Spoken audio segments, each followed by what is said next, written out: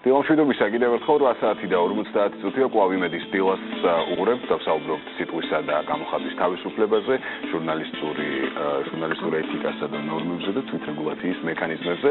სტუდიის სტუმრები არიან ჟურნალისტური ეთიკის ქარტიის საბჭოს წევრი ელისო ჩაფიძე და კომუნიკაციების მარეგულირებელი ეროვნული კომისიის საზოგადოებასთან ურთიერთობის სამსახურის ხელმძღვანელი ხატია ყურაშვილი. დილამშვიდობისა. ელისო, თქვენთან ექნება პირველი შეკითხვა.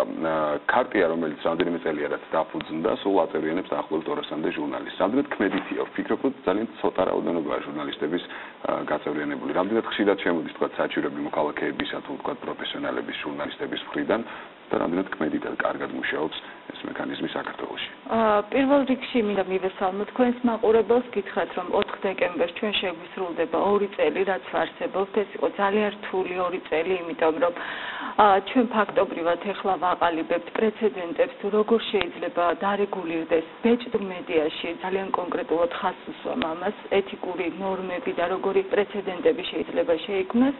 მე ვფიქრობ, რომ მე მინდა რომ იყოს უფრო მეტად ქმედითი და ბევრი ჟურნალისტი შემოუერთდეს მას, მაგრამ ეს არის ნებაყოფილობითი გაერთიანება და ჯერჯერობით ჩვენ სხვას ვერაფერს ვერ გავაკეთებთ. განხილული იყო 11 საქმე, თუმცა შემოსული საჩივრების რაოდენობა არის გაცილებით უფრო მეტი, მაგრამ ჩვენ არ გვაქვს უფლება იმ ადამიანების წინააღმდეგ განვიხილოთ სარჩელები, ვინც არ არის ეთიკის ქარტიის ხელმომწერი. გარდა ამისა, მე ვფიქრობ, რომ საქართველოში ყალიბდება უფრო ბრიტანული პრაქტიკა, სადაც არსებობს მაუწყებლებისათვის ცალკე ეთიკის კოდექსი, როგორიც არის კომუნიკაციების მარეგულირებელი ეროვნული კომისიის პრეროგატივა უფრო მეტად, რომ მათ გაუწიონ ზედამხედველობა ამ ყველაფერს, ხოლო ბეჭდური მედიისათვის არსებობს ჟურნალისტური ეთიკის ქარტია.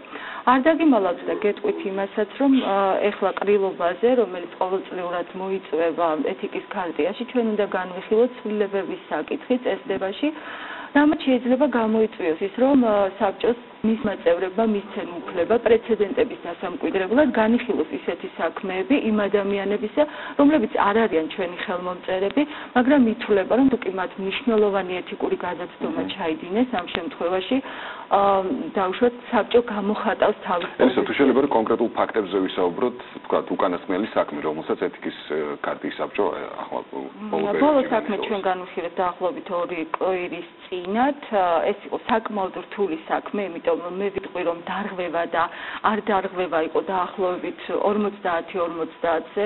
სტატია იყო არაჩვეულებრივი, კარგი, გამოქვეყნდა ის ჟურნალ ლიბერალში, ქალბატონმა შორენა შავერდაშვილმა აიღო თავის თავზე პასუხისმგებლობა, რომ ის არ იყო ავტორი უშუალოდ, მაგრამ რადგან რედაქტორია და ხელმომტერი არ არის მისი ჟურნალისტი, თავად აიღო პასუხისმგებლობა და რადგან შეზღუდული უნარების მქონე ადამიანების არასამთავრობო ორგანიზაციამ გაასაჩივრა ეს ტერმინი ინვალიდობა, რაც არ არის კორექტული რომ გამოიყენო და გაეროს კონვენციებით და სხვადასხვა საერთაშორისო აქტებით შეზღუდულია მისი გამოყენება, ითვლება არაეთიკურად, ამიტომ ჩვენ დავაკმაყოფილეთ ეს სარჩელი, თუმცა მე ძალიან მეშინია ერთი რამის, რომ ჟურნალისტური ეთიკის ქარტიამ ძალიან სწორად უნდა დაიცვას ბალანსი გამოხატვის თავისუფლებასა და ეთიკურ ნორმებს შორის, იმიტომ რომ ეს ორგანო შეიძლება იყოს როგორც სადამსჯელო ორგანიზაცია ჟურნალისტების წინააღმდეგ გამოყენებული, ასევე მედიის თავისუფლების ხელშემწყობი იმ თვალსაზრისით, რომ ის მოქალაქეთა პრეტენზიებს დააკმაყოფილებს და ეს მოქალაქეები აღარ სწავლენ შემდეგ სასამართლოში, რაც უფრო საშიშია ჩემი.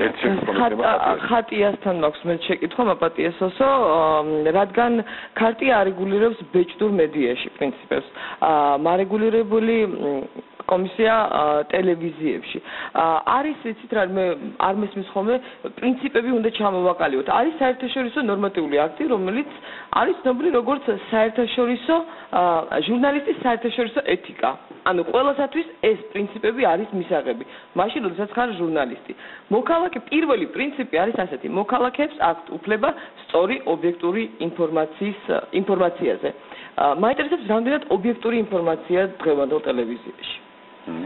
ამის შეფასება მე გამიჭირდება, მაგრამ ქცევის კოდექსთან დაკავშირებით შემიძლია გითხრათ, რომ ქცევის კოდექსში სავალდებულო ნორმების გარდა ჟურნალისტებისთვის არის უამრავი სარეკომენდაციო ხასიათის ნორმები. შესაბამისად, თუ მიუყვებით ამ დოკუმენტს, იქ მკაფიოდ არის ჩამოყალიბებული, როგორ უნდა მომზადდეს ახალი ამბების გადაცემების, პოლიტიკურ საზოგადოებრივი თოქ-შოუები, საბავშვო გასართობი გადაცემები, ასე შემდეგ, როგორ არ უნდა მოხდეს არასრულყოფილობაზე მავნეზე გავლენა.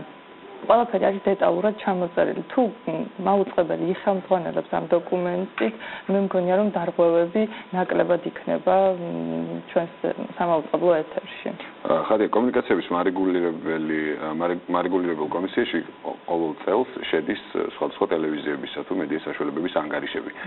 ძირითადად რა ტიპის დარღვევებზეა საუბარი თუ შეგიძლიათ? ეს კოდექსი მიღებულ იქნა 2009 წლის 12 მარტს ნაციონალურ მაუწყებლებს 6 თვეში დაევალათ ამ თვითრეგულირების ეფექტური მექანიზმის ჩამოყალიბება და რეგიონალურ მაუწყებლებს დაევალათ 1 წლის შემდეგ. ანუ მათ მიეცათ დრო მოსამზადებლად. შესაბამისად, ჯერ ჩვენ ანგარიში ამის შესახებ არ გვაქვს მიღებული, მაგრამ ვიცით, რომ აბსოლუტურად ყველა მაუწყებელს, ლიცენზირებულ მაუწყებელს საქართველოში აქვს ეს თვითრეგულირების მექანიზმი ჩამოყალიბებული და საჩივრები შედის. უკვე შემდეგ წელს ჩვენ გვეცოდინება რამდენად ეფექტურად მუშაობს. დიდი მადლობა, ძალიან ვრცელი თემაა და სამწუხაროდ დრო არის ძალიან ცოტა, ამიტომ მეც ვიტოვებ მომავალი თანამშრომლობისა, რომ კიდე შევხვდებით ამ სტუდიაში და უფრო ფართოდ გავშლით ამ თემას. მაყურებელს შევახსენებ, იმედი სტილის სტუმრები იყვნენ ჟურნალისტური ეთიკის ქარტიის საბჭოს წევრი ელისო ჩაფიძე და კომუნიკაციის მარეგულირებელი ეროვნული კომისიის საზოგადოებასთან ურთიერთობის სამსახურის ხელმძღვანელი ხატია ყურაშვილი.